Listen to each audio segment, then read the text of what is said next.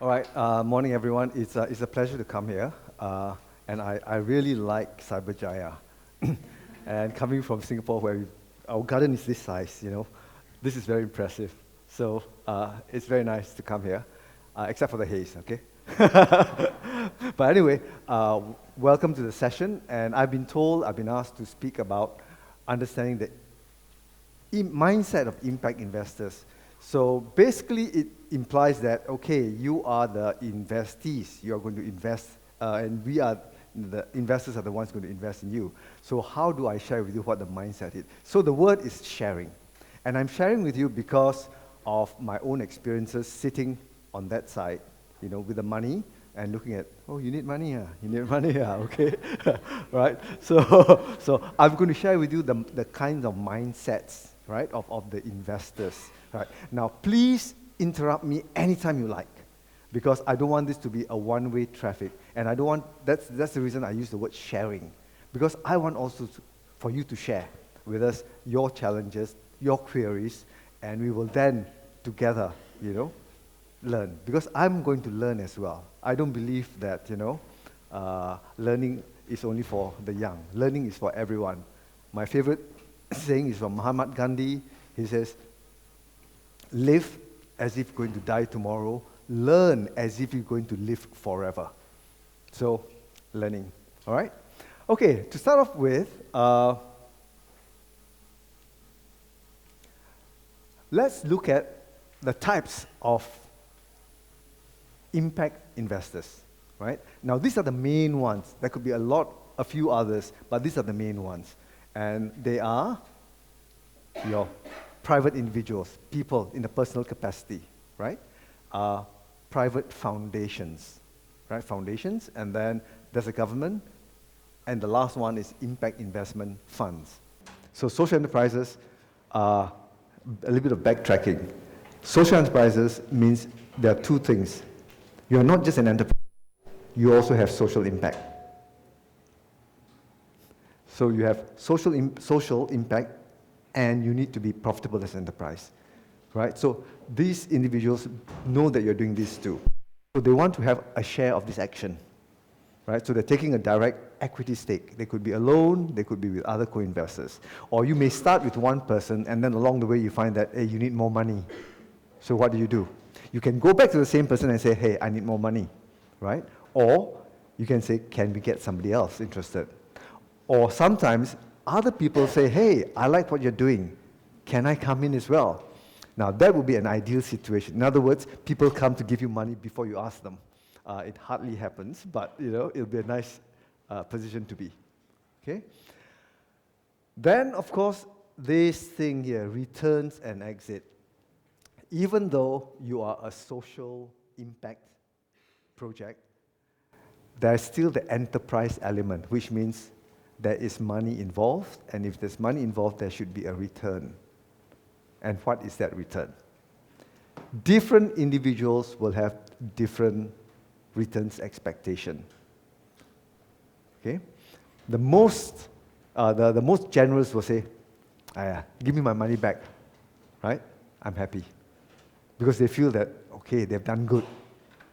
Some will say, oh, give me a return that's equivalent to if I put my money in the savings bank.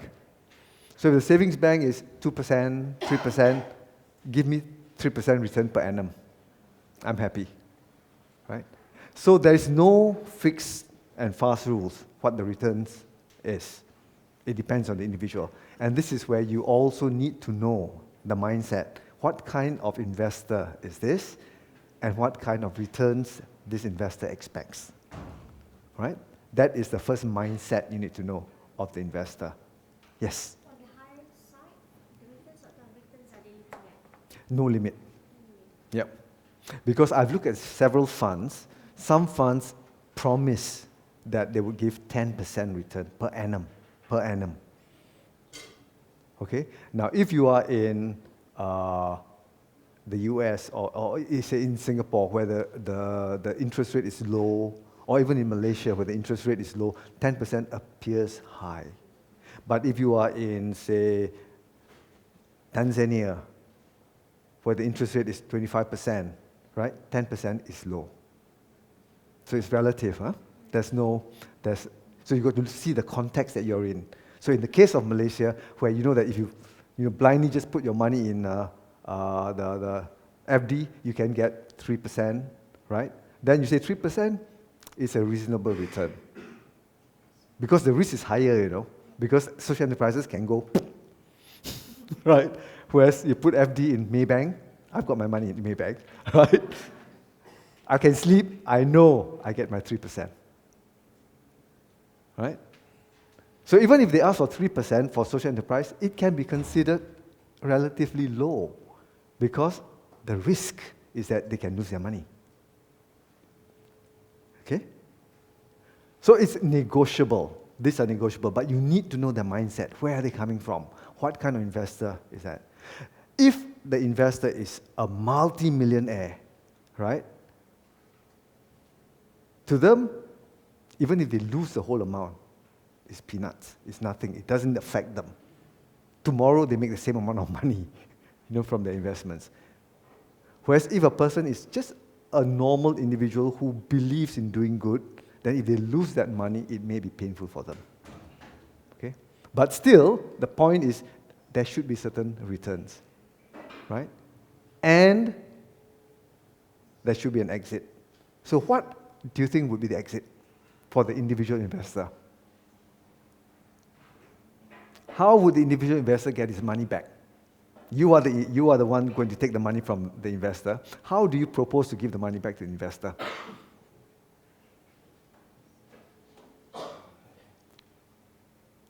Throw out ideas. You got to understand the investor as well, you see. So if the investor says, okay, I'm going to put, now, if it is an equity stake, equity means shares, right? That means I'm going to take a share in your company. What am I going to do with the shares? Do you buy back? That's the easiest option. You buy back the shares, all right? I'll sell back the shares to you. And then you predetermine a price. You try to predetermine a price, right? So if you say that if I think that you want 2% return a year, then maybe in 5 years' time, if I think I can return the shares to you, then 2%, simple interest, 10%. So at the end of 5 years, you sell back the shares to me for 10% more. That's one example, right? It's only one example. Huh? There are many ways to skin a cat. Right? That's just one example. But you have to be mindful that there is a return and there needs to be an exit for the investor. And the investor will feel good getting the money back or getting what you say you're going to give back to the person because he says, okay, I feel good because I've helped this enterprise do good. So that is the mindset from the individual. The individual wants to do good, and that's what he wants to do. Okay? Yep. I always hear about equity to debt equity. Mm-hmm. Has there ever been an equity to debt? I mean, equity to debt? Not normally. Normally it is debt to equity because equity is like the end of the road. Once you go into equity, you are married. Okay? That is engagement. Huh? You can boleh pisah. Alright? Whereas equity, you're already married. So I come from a venture capital background. And in venture capital, we normally have this, we get engaged first. And then when we are really sure that we're in love, then we get married. Right? So that engagement process we call convertible loan. In other words, I lend you the money first. Then if everything seems okay, I convert that loan into shares, into equity. Then we are really married. Then after marriage, got separation. Huh? Then lawyers. Yes.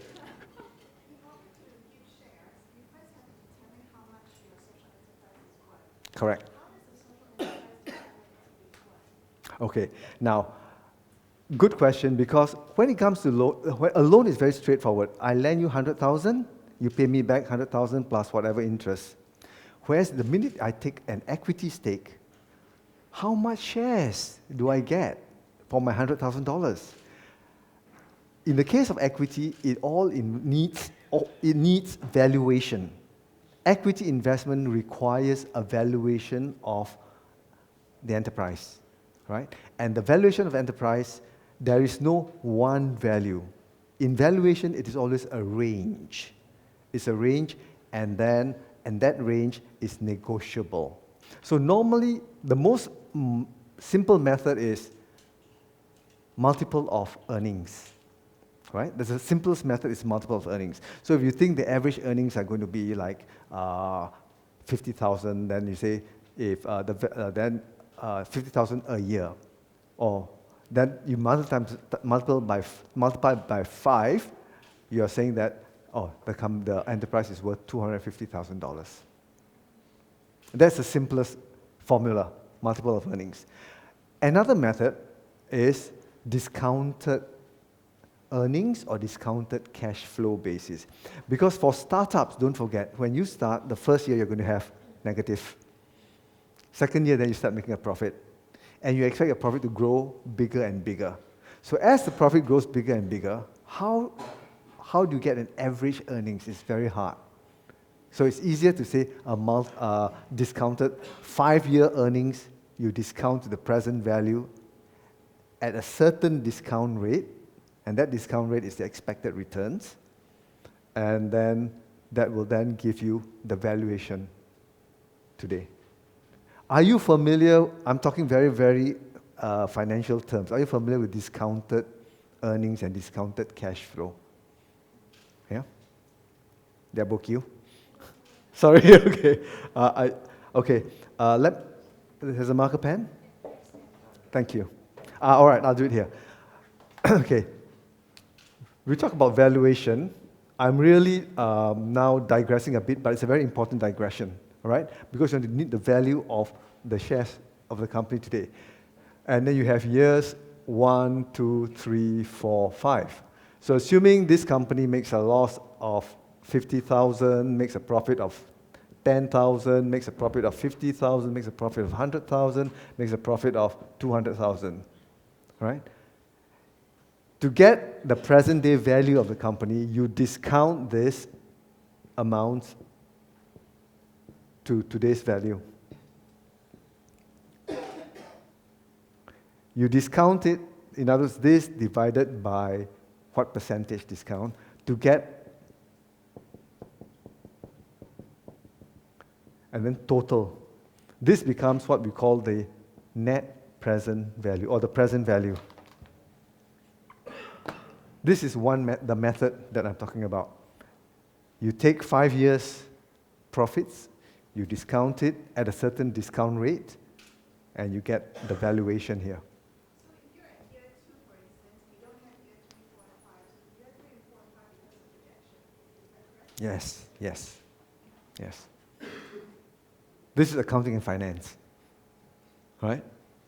But if you're giving equity, this is what you need to do. For example, this is a discounted method. The first one that I mentioned to you was a multiple of earnings. So if, for example, you think that your earnings are average 50,000, then you take a multiple of, say, 5 times, for example, and that makes it 250,000. That's the valuation. How do you decide on the multiples of the company? It varies with different people. Normally, 5 is an average that a lot of people use, right? It could be 3, it could be 7, but 5 tends to be the average that people use. 5 meaning that you're assuming that, that in the certainty is more or less there, and also your returns you expect to exit in 5 years' time. A number of considerations. Okay? Whereas in this case, discounted value, what value do you discount it at? Right? Another question. Right? But let's not get into this. Just understand that, yes, when it comes to equity, you need to do a valuation, and when you do a valuation, you need to find out what is the method of valuation. So if we don't have financial background, we need someone to actually calculate this for us. Yes. Brother who's an accountant can help, you know. But basically, you get people like, people who work in the big four companies, evaluation departments like KPMG, PricewaterhouseCoopers, Accenture, right? They all do valuations, all different methods of valuation. And when they do a valuation, normally, so if this is what the investor says, I want 5, you can play with 3 to 7. So you have a valuation range between this and that. And then you start haggling, like you buy vegetables, You say, no lah, too low lah, no lah, too high lah. Because that's a bargaining process. Investors will always say, wow, your valuation too high. Whereas you will say, wow, your valuation too low, right? So it is a market thing, right? So don't think that valuation is a fixed number. It is not. Finally, it becomes the value that both parties are happy to accept, right? And to give you an example of how values are very different between one person and another, I always use this example. I say, if I've got a beautiful diamond pendant, I show it to you, and you tell me how much you will pay for it. Then I go to him and I say, this diamond pendant, how much will you pay? You will see the difference. You will pay more, he will pay less. But if I take a Sony Playbox, right? How much will you pay for it? How much will you pay for it? I hear he'll pay more, she'll pay less. And that is the concept of valuation. Valuation is subjective. Right? So in the same way, one investor will say, wow, this valuation is acceptable. Another investor will say, wow, so low. Another valuer will say, it's too high. When is the right time for us to do the valuation? You only do a valuation when there is an interest in wanting to take a stake in your company, right? Before that, you don't talk about valuation first. Because if it is just a straight loan, then the thing is, how much interest do you want, right? If the investment is in loans, how much interest shall I pay you? Whereas if I say, I want a share of your company, then the question of valuation comes in. Okay?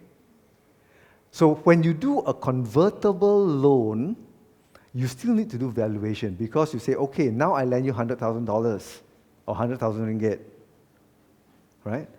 But when I convert in 2 years' time, I have the right to convert. I want to convert it at a certain formula. That's where you need your valuation. What's your valuation formula in 2 years' time? So when you do a convertible loan, valuation also comes into the picture. When you convert it, it's going to be at a certain formula. All right? Yes? Question about exit. Now, usual startups, at a certain point, they hope to sell their whole startup, everybody cashes out, right? In a social enterprise, we don't necessarily hope to sell it and everybody cashes out. So, besides the founder buying back the shares from the investor, what other forms of exit does investors have? Okay, first point I just want to elaborate on. Even with normal startups, it doesn't mean that they all will sell out. Not necessarily. The initial founders may want the investors' money to help it ramp up. But once it gets big, they want to buy the investor out because they see the potential much, much more. And they don't want to share it with the investor. It happens that way. In fact, in my previous company that I was working with, we invested $1 million in one company, right? And we say that, okay, we want to keep our share there for, a few years because we see the potential. But after 1 year, they say, hey, we want to buy you out, right? At a certain formula, which gave us only a 10% return. And we say, why you want to buy us out? We've got somebody else coming in. But actually, they know that this is going to be more valuable. So they rather pay us 10%, buy us out. Because with the shares that they got, they can actually make more money later. So it doesn't mean that everybody gets sells out. Right? So, but in social enterprise, definitely in social enterprise, you want to do good continuously. So what you want to do is you want to repay the investor so that you can continue to do good and without having a loan or somebody behind there, which is who you just want to do it yourself. Okay, not necessarily. In the case and example I showed, actually the company bought back the shares, but then resold it to another person for a higher price. Okay? So they bought it back from us at 10%, and they resold it at a much higher price to another person.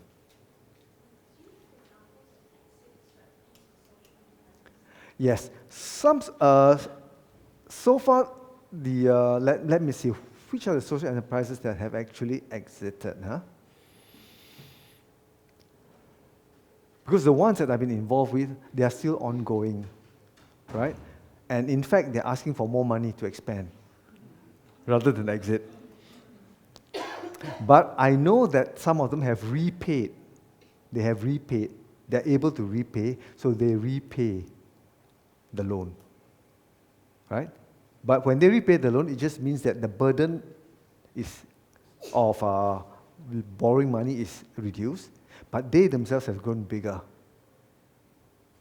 Okay? So I don't know of any so-called social enterprise that have really exited as such.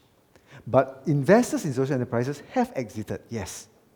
They get repaid, or they get their shares sold on to somebody else. Whether it's sold back to the founders, or whether it's another new party who comes in to buy up, is another issue. I know there's one group in Singapore, it's called IIX. You have heard of them? Yeah. They want to corporatize this exit. They want to start a stock market for social enterprises. Okay? That's their plan. So their intention is that, okay, instead of borrowing from an individual, you can actually list your shares in the stock market and then the public can buy and sell. Okay? Again, I'm digressing, but I digress because you ask the questions. Right? And you ask the questions because it is relevant to you. So please keep asking the questions.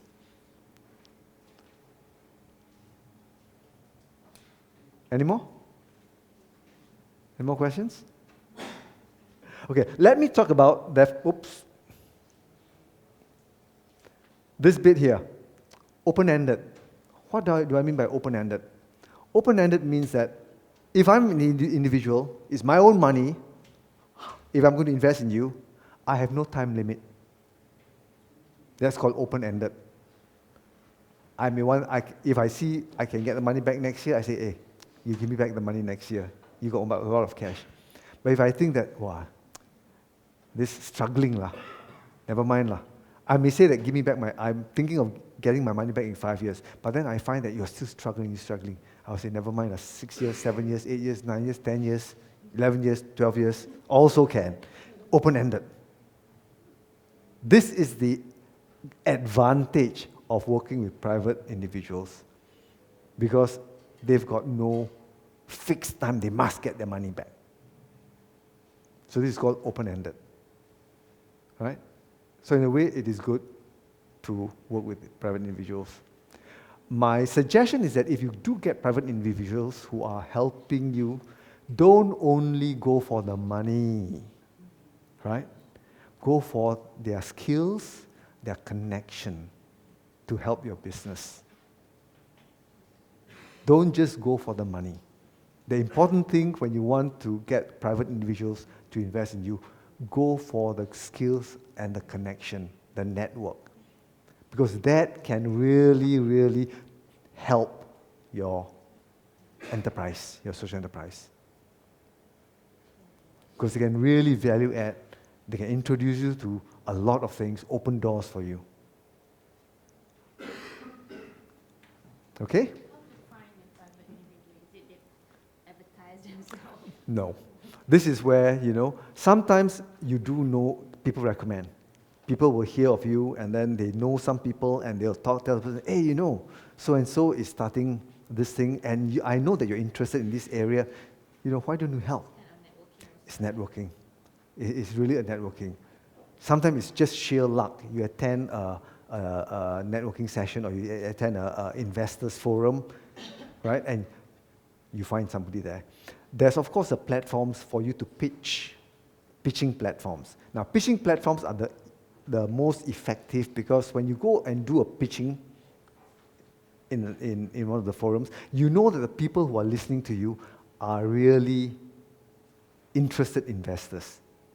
So you're actually targeting your presentation, right? So that's what I can recommend to you. But find out, network, always try to find out. And even if you read the papers and you hear of somebody who's doing something, you can say, hey, maybe this person can help me as well. Don't feel shy to write to that person because you never know. That person can help. Or if that person cannot help, that person will refer you to a friend or somebody else who can help you. So networking is important, but you have to take the initiative. You have to take the initiative proactively.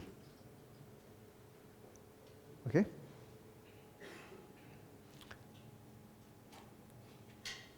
Okay, foundations. Foundations, generally, I've got two types, private and governmental foundations. Foundations, they are, by their nature, they cannot lend money, right? And they cannot take equity. So they have to give money. So if you can get money from foundations, yeah. Because you don't have to return to them, right? It's yours to be used. Who's?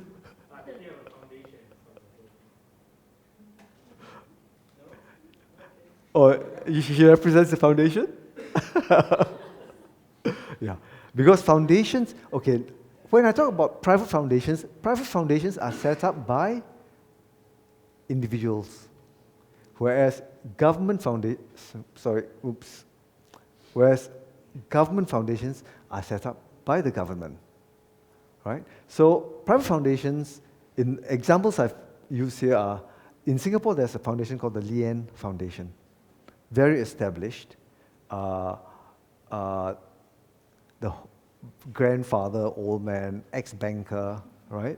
So he's got so much money come out of his ears, he wants to feel good, right? So this is called guilty conscience, right?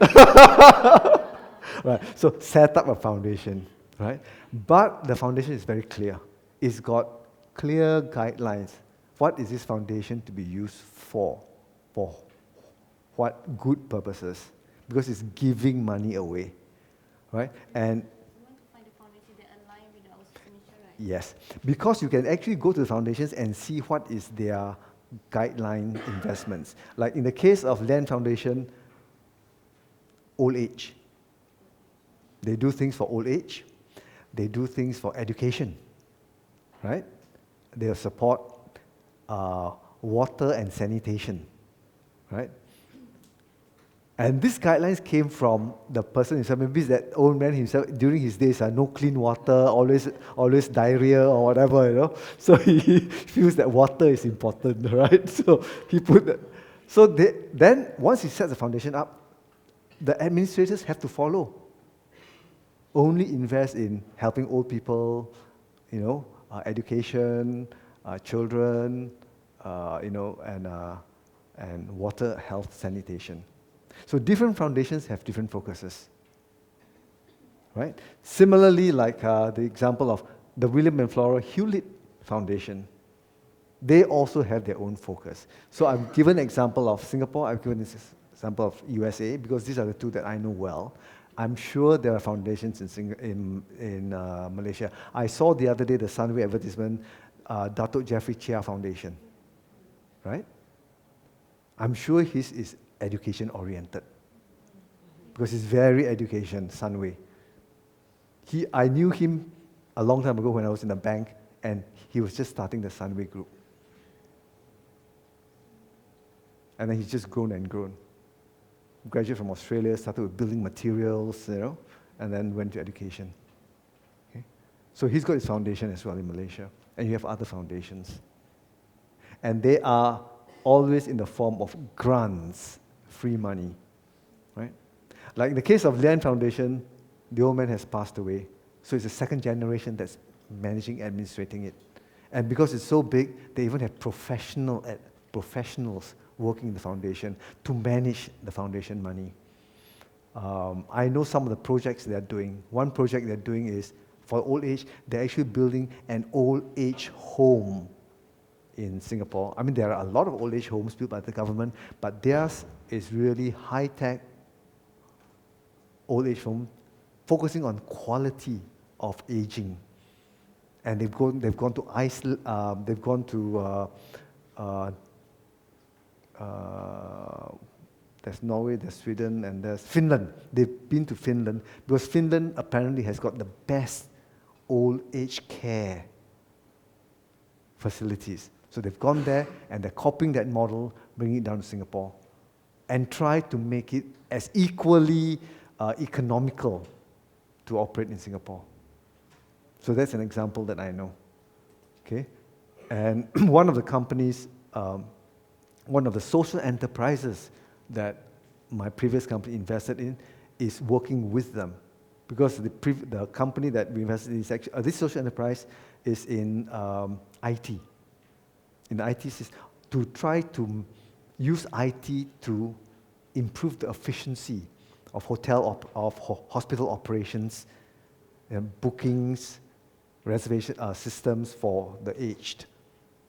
So you see, the example I've just given you is that a social enterprise can be a really high-tech IT company.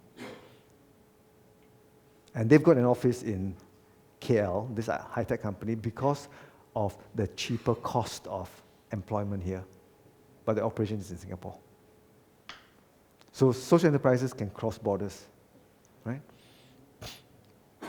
And they got a grant. They got the grant from Lian Foundation for the development of the IT systems that will then be used in the old age homes when it comes up.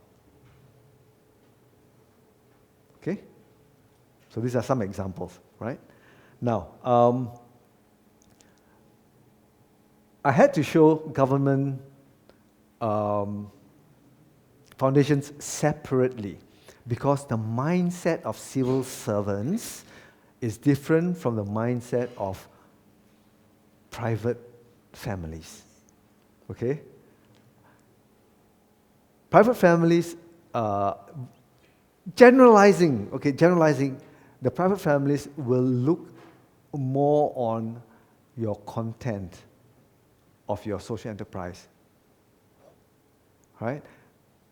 The government foundations will look at the content, but the administrators are more bureaucratic, right? So there's more processes involved with government foundations. Less involvement compared to family foundations. Family foundations, they're more involved with what you do. Now, in the case of government foundations, there's this race, In fact, I was working for this before it became RAISE. In the past, it was called SE Hub, Social Enterprise Hub. And it was started by a statutory board that has got lots of money. It was a tote board in Singapore, right? People make fun of it because they get their money from the gambling, right? Tote board gets the money from their 4D, from the sweep, from the casino, right? And then they feel guilty. Wow, makes so much money, right? So they say, "Aya, let's do some social good." Lah. So they put some money aside. I hope no one from Singapore here. So they put the money aside and say, "Okay, let's do some social good." So they set up SE Hub to be an investor in social enterprises in Singapore, right?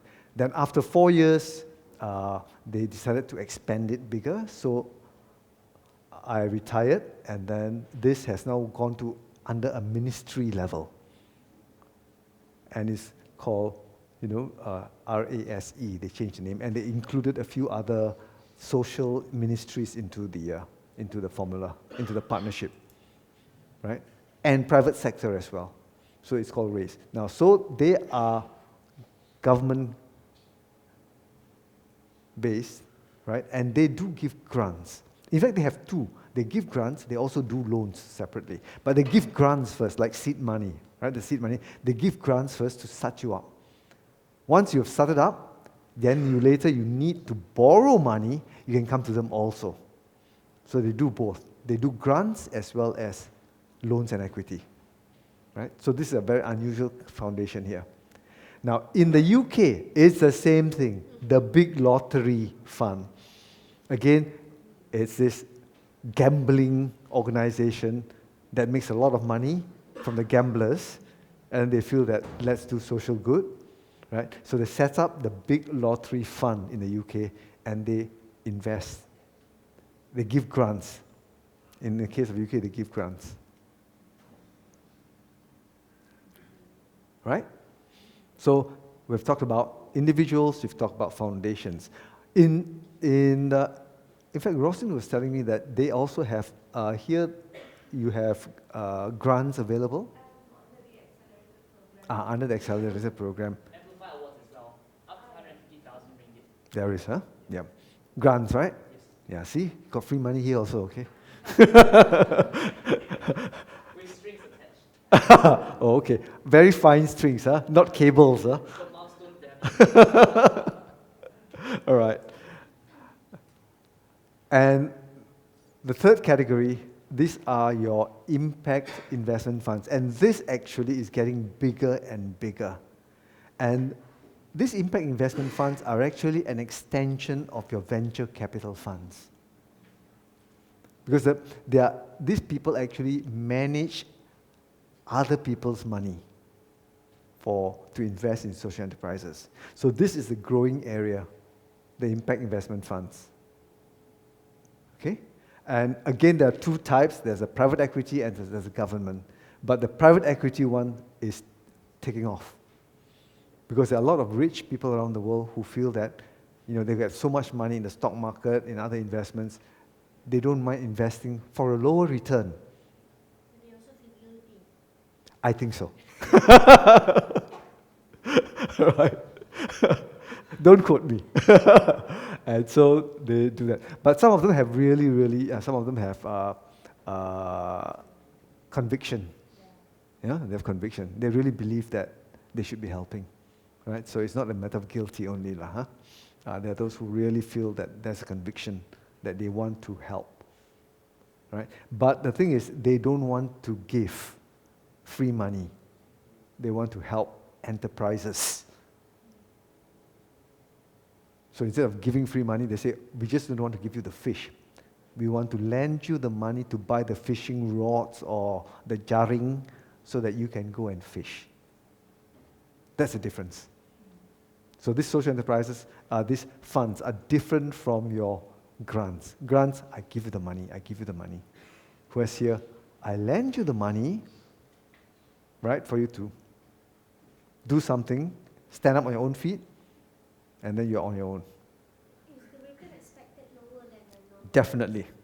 Definitely. The impact investment funds are much lower. I won't tell you how much we expected when we were in VC.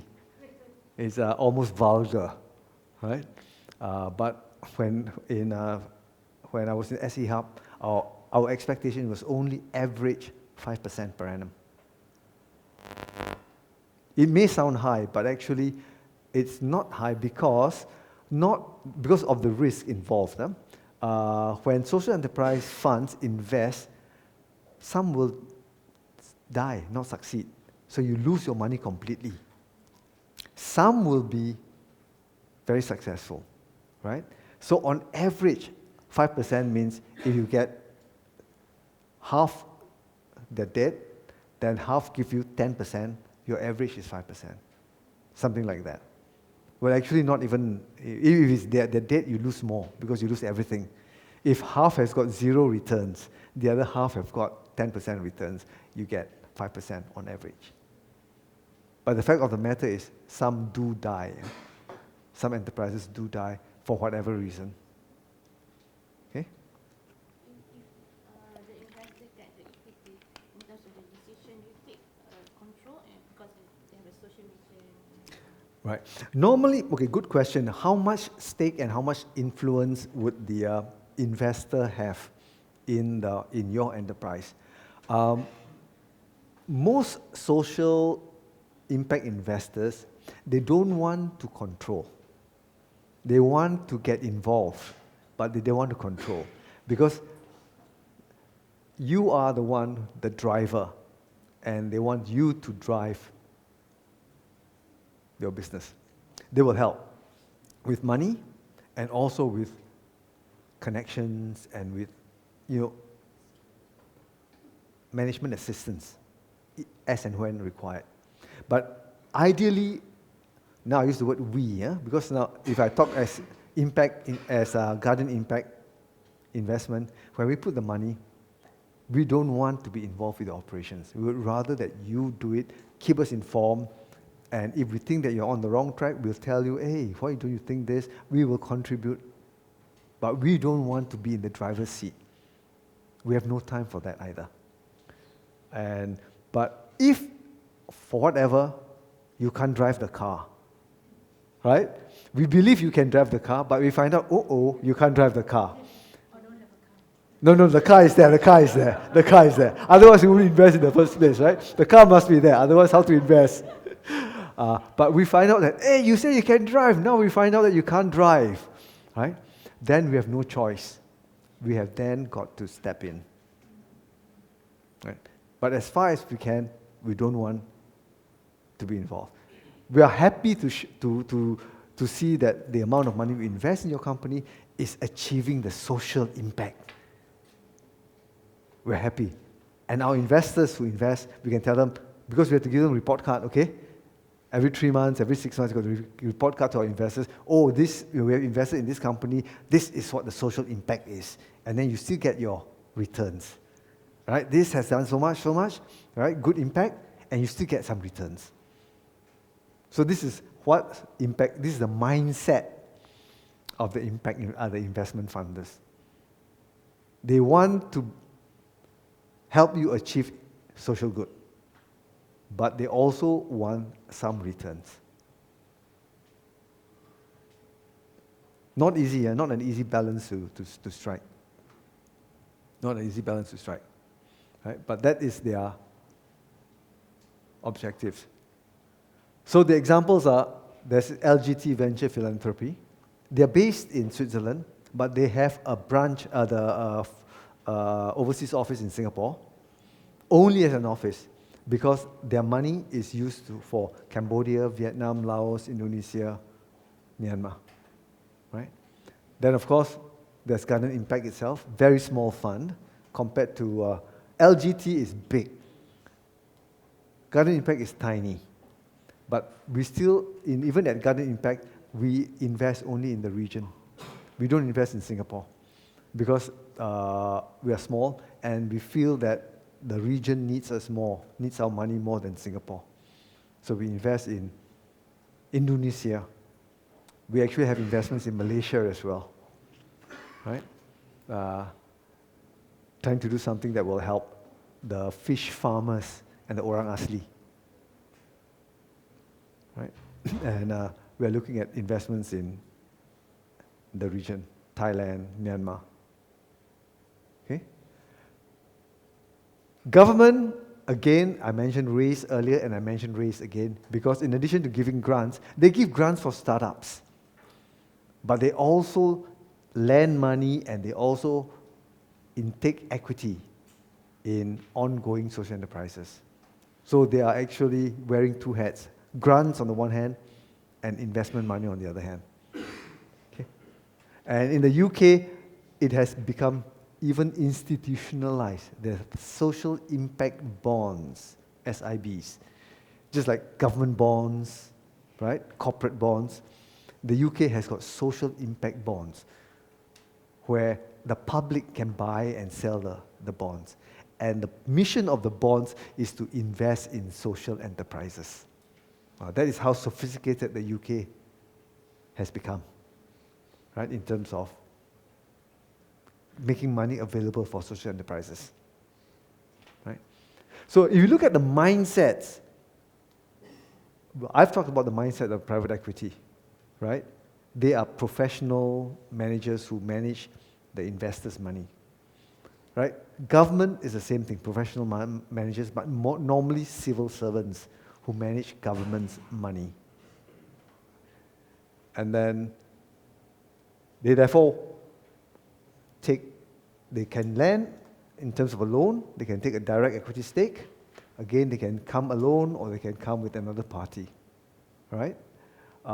Returns and exits are there. Except that now they are normally, in the case of private equity, they are mainly closed-ended funds. In other words, they set up a fund and they call it Fund A.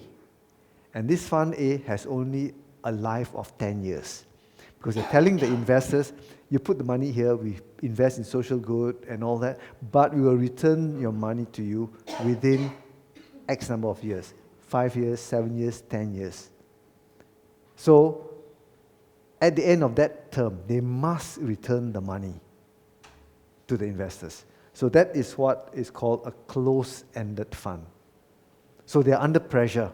So if they are under pressure, you find that their mindset is different from the individual who has no timeline, time limit. So individual says, oh, you're not doing well, never mind, extend another 2 years. Extend another 2 years. Under 25 years also doesn't matter, right? Whereas for the impact investors, they need to get the money out. So it can have quite bad consequences sometimes, because if they really have to get it out, they say, we want to get out, you better give us our money back or sell our shares to somebody else. So it becomes a little bit stressful and pressurized. Okay?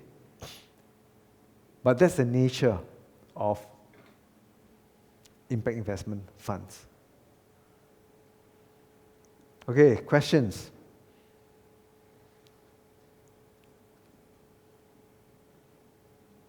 Understand, right?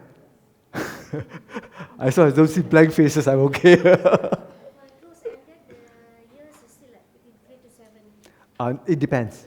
It varies. Sometimes, normally it's at least 5 years, minimum 5. And normally I would say 10 years, 7 to 10. 7 to 10. Because it's not realistic, 3 years, too short. When's the best time for us to actually inform our impact investors on our progress? Is it once a year or? No, once the impact investors give you the money, they will tell you the terms of reporting. Normally they ask for monthly report. Yeah, but it does not have to be a complete set of accounts monthly. Sometimes they only zero in on the key figures. They want, for example, they want to see what's your sales, what's your production, what's your cost. But every year, of course, you have to give them the annual accounts. But on a monthly basis, they want to see, are you getting your sales target? And in fact, sales is the most critical thing for impact investors or for any of these investors, because it's the sales or the revenues, not sales, the revenues that will determine whether you have enough money. Because if your revenues are not coming in, right, then you'll be spending more, then you'll be in trouble. Because one of the preconditions, right, before the impact investor invests in you is they want to see a financial projection. So you got to do financial projection. And normally, in my experience, 3 years financial projection. you have to give 3 years financial projection. Even though it's a guesstimate, you still need a 3-year financial projection.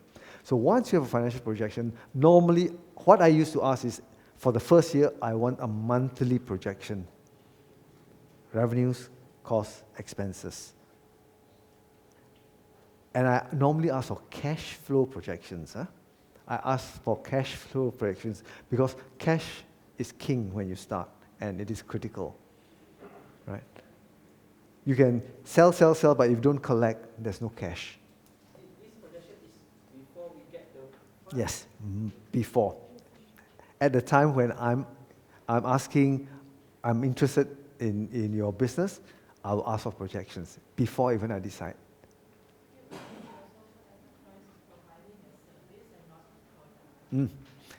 It's a revenue. You still have a projected revenue. If you're providing a service, you are not giving free, you know. A social enterprise doesn't give things free. They can give things cheap, but not free. Never free. You can have like a program, like 2 or 3 programs in a year, so you can put the value to it. So you Yes. have like a monthly projection. No, I would like to see a monthly projection, like, okay, you've got 3 projects, but when are you going to collect the money for the projects, right? When are you going to get the money for the projects? Are you collecting in month 1, month 2, or are you going to collect it only month 11, month 12? Because if you're only collecting the money in month 11 and month 12, you got no inflows in month 1 to month 10, how are you going to pay your expenses for the first 10 months? That's why cash flow projection is more important than profit projection. Because cash flow projection is, do you have rice to eat every day or not? You don't have rice to eat every day, you've got no energy to run, okay? Or to work. So the emphasis is cash flow projection.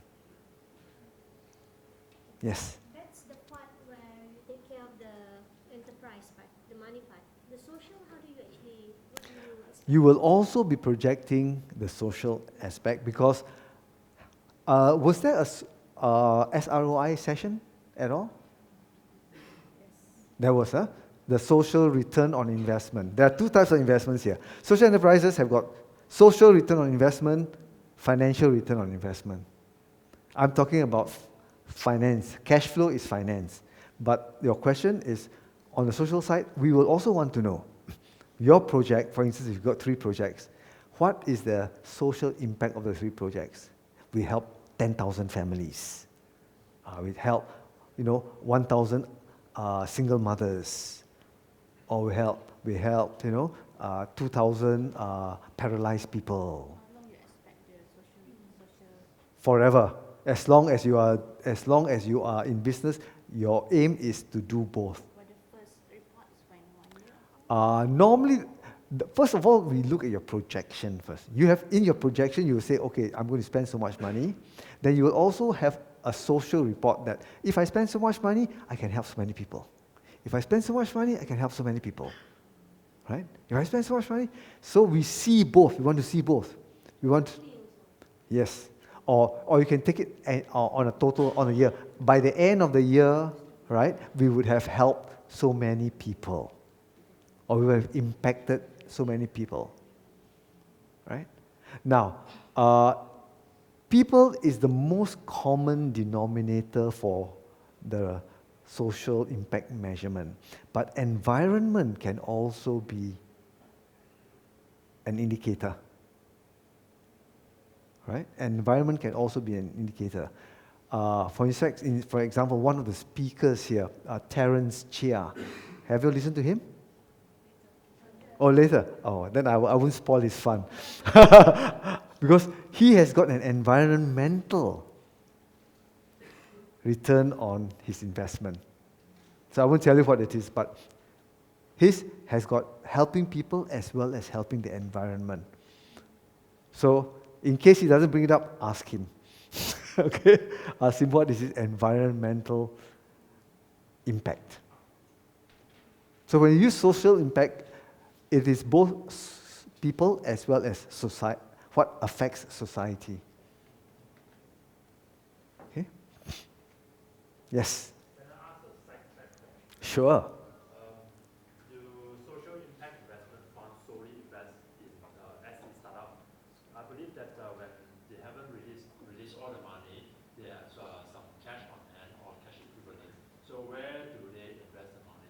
Stock markets or other startups or maybe hedge funds? Okay. or Social, let us say. okay, social impact funds are set up specifically to invest in social enterprises. That is their mission, to only invest in social enterprises. What kind of social enterprises they invest in, right, varies. Most of them try not to invest in startups because that's the most risky. But sometimes they have to because nobody else is investing in that startup. So they will do.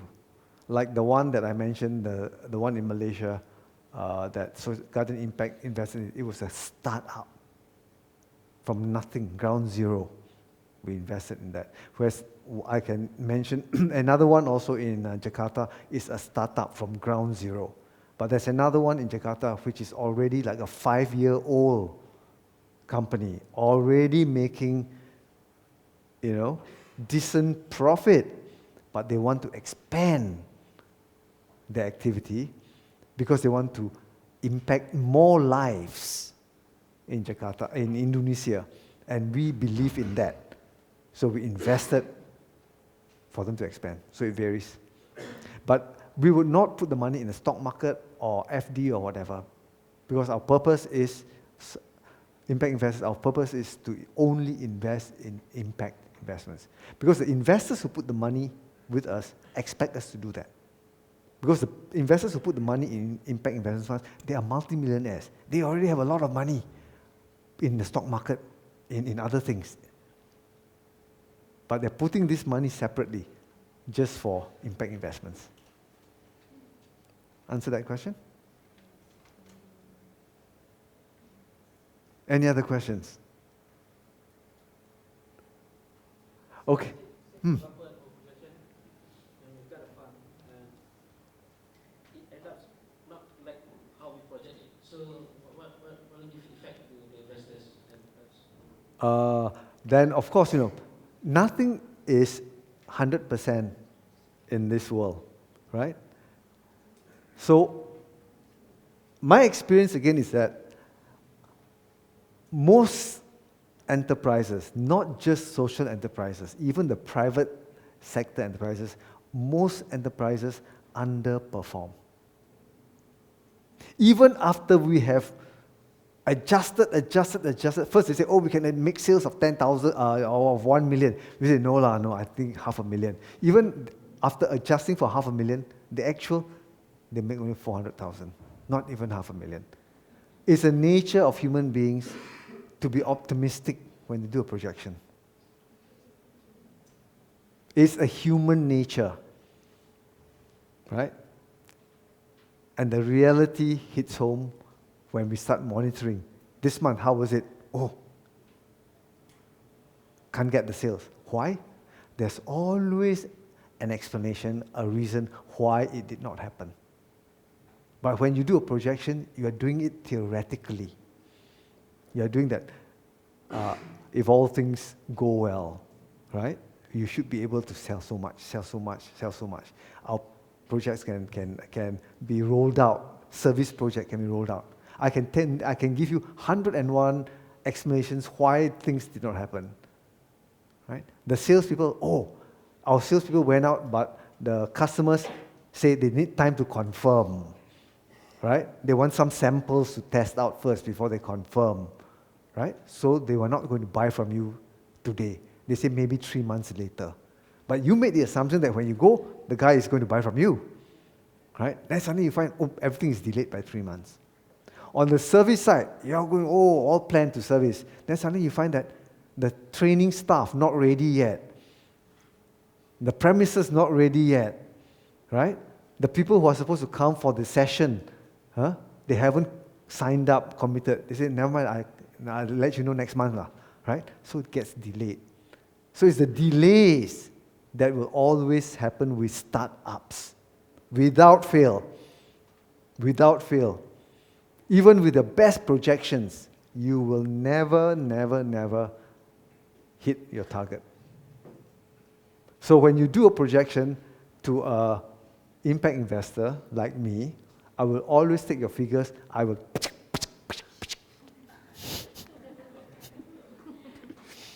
because I will know that this is a dream. 50%? Huh? That's up to me lah. I will look at this. This is where I do my my due diligence, and how well do I know the industry? How well do I know the business? And I will say, this is not realistic lah. In fact, last night I just sent an email to these guys in Thailand. They gave me a projection. I say, your sales jumping from December 2015 to 2016, it's a fantasy, not even a dream. Dream at least achievable. Fantasy, forget it, Right? So we can be very tough. But it's for the good of both, because we want to be realistic. We don't want to put you down, because if we put you down, we might as well not invest in you. But if we are going to invest in you, we want it a win-win situation. We want you to win, we want us to win.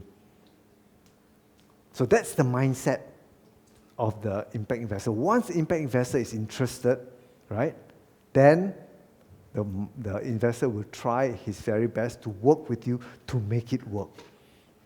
But if you invest on the startup that with no zero traction, what do you look? We have to look at other people's examples, other people's experience. Because very rarely can you say that this is the only type of startup, this is the only type of business in the world. There are always other people who have done it. So we will look at other people's experiences. And with our network, we can find out. The same business model. Yes, very similar kind of business experience. And one part of our due diligence is to call up people we know. And they say, no, not achievable. This is, too optimistic, right? Or they'll say, looks like achievable, but you need to do this, that, the other. Then we come back to you and say, you need to tweak here, tweak that, to make it realistic. And this is all part of the due diligence process on our part, on the investor's part. I'm going to go through a list of considerations on this, but I don't mind if we jump the gun. What is relevant in your mind? Ask. Yes. Are there any preferred type of social impact? That depends on the impact investment fund itself. Some investment funds want to only invest in creating employment, right? Some want to only invest in health and education or health. Some only want to invest in helping old people. Some only want to invest in helping the sick and the needy. So there is no one special area that the social impact investor favors. So you need to know who is your which impact investor is appropriate for your business. So you need to go to the website of the impact investor, look at what is their investment focus. Look at the investment focus. If they say, we only want to help this, and you say, bingo, yeah, this is the one that applies to me, then you write to them. But if you don't see that in that list, maybe they're not the right one. Okay? Asia only have very impact investment. No, a lot. Many. I just promote Garden Impact because I'm from Garden Impact. But race in Singapore is also one. Yeah. Typical VCs, they expect 10x return, right? What return? Typical VCs, Uh-huh. the venture capitalists, they expect a 10x return. But what about for the impact investment fund? What are the financial ROI they are Financial ROI. projecting, and what are the social impact ROI they're expecting? Okay. For VCs are very straightforward. They just want the financial ROI. How much you make? 35%, on average, they say 35% per annum, for example. So in other words, they say within 3 years, I want to have 100% return. That is quite typical of VCs. And that's considered quite low, 35% per annum. So because of that, VCs tend to concentrate on technology companies.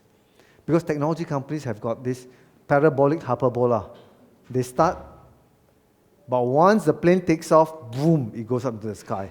So technology companies can give VCs that 35% return. But social enterprises don't have that.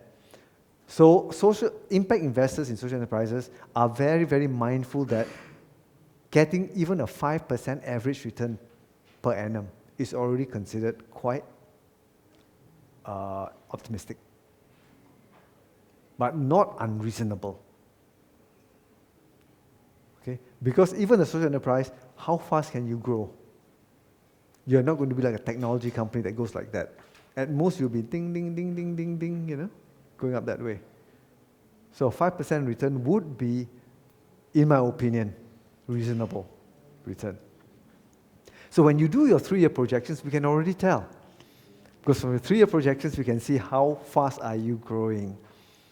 And then whether that rate that you're growing meets our expectation of a 5% return per annum. Which is why the financial projections are so important. The social return on investment, of course, comes with that. So we look at both. We have to look at both financial ROI and the social ROI.